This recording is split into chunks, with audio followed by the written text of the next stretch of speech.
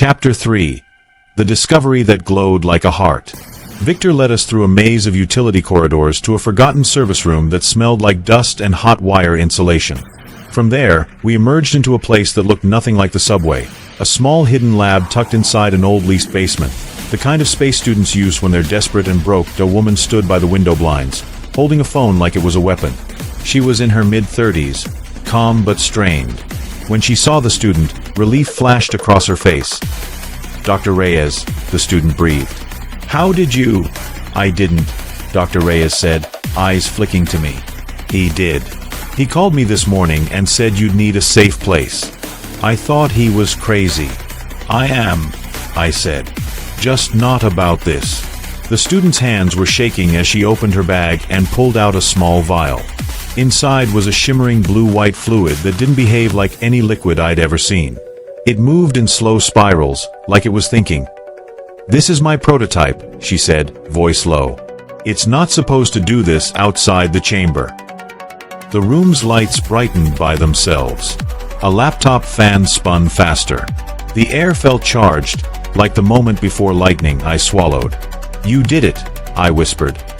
Her eyes filled with a mix of pride and fear. "I don't even have a name for it yet. It started as a bio-inspired catalyst, something that mimics how cells move energy without burning fuel. But it doesn't stop. It keeps cycling. Clean and unlimited." The words felt holy and dangerous. I moved to the steel table and opened my gear case. Inside was a folded weapon system, future tech stripped down for the present. It looked like a rifle built from matte black angles and coils. Dr. Reyes stared.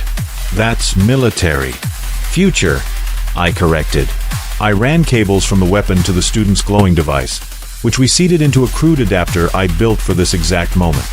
"Your discovery can power it. It's the only thing that can damage him fast enough." Victor stood near the door, listening to the building. "How long do we have?" "As long as it takes him to find us," I said. The student stepped closer, watching my hands.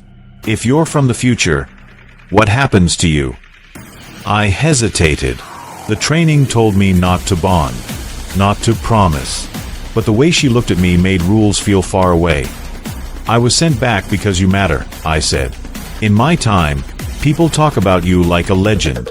They call you the woman who gave the world a second chance." Her throat tightened. "And they sent you to keep me alive?" I nodded. A soft sound came from the hallway outside, like fingertips tapping on drywall. Victor backed away from the door. Dr. Reyes lowered her phone, eyes wide. Tap. Tap. Then a voice, calm and male, filtered through the wall. "Open the door." It sounded human. That was the worst part. The student reached for my arm. "I'm scared." I met her eyes. "Stay close to me," I said. "Whatever happens, don't run alone." In that moment, with death on the other side of cheap plaster, I realized I wasn't just protecting the future, I was protecting her. And I wanted to keep doing it long after the mission was over.